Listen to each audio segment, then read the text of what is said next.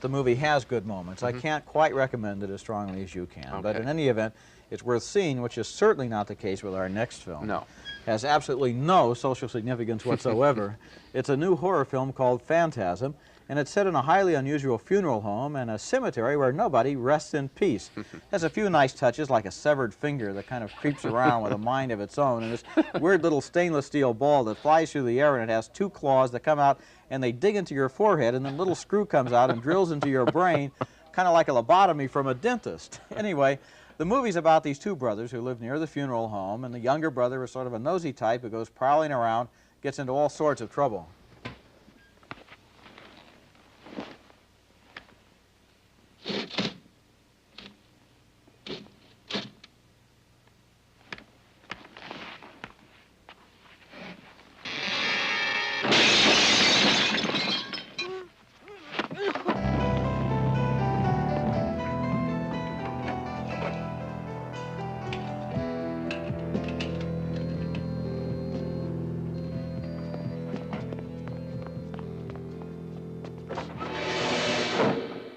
I've been waiting for you.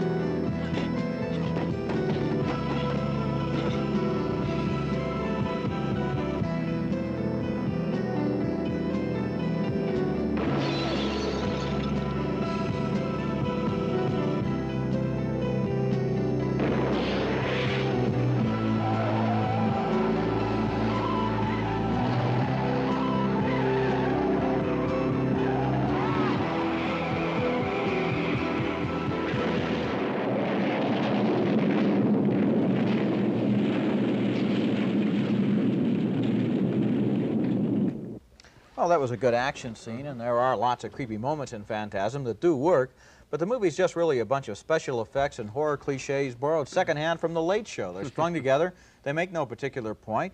If the movie had a better story and even remotely convincing characters, along with those neat little touches like the stainless steel buzzsaw for the brain, well, it might have been a pretty good horror film, but as it is, Phantasm is a mess. I agree with you, and possibly I like it even less. You're right. The buzzsaw, the finger, that's fun. That's the first half hour of the picture. From then on, forget it. There's nothing else. I don't know what this filmmaker had to say or do with this picture. I'll tell you what it made me think of. It made me think of an exercise, like in film class. The exercise was go out, shoot as many basic horror cliches as you can think of. You know, like the hand from around the corner hits you on the shoulder and you look around like this, and it's not really a threat at all, or the creepy corridor, or people hiding behind tombstones and so forth, and they're strung together. One after the other with no purpose. What's the movie about? Why do we have to come in at the beginning? Why do we have to wait until the end? It's like a loop. You can come in at any point, have X number of experiences, and walk out again. And it's all very chopped up. I mean, we get a thing with a time warp that is thrown in there. I don't know. We just wanted to show us a time warp. There's no explanation. It's never repeated. Well, have you seen a time warp lately? No. Well, now you have. Okay. Neither one of us can recommend Phantasm, also R-rated, the horror thriller set in a cemetery. Bury this one with 2 no's for Phantasm.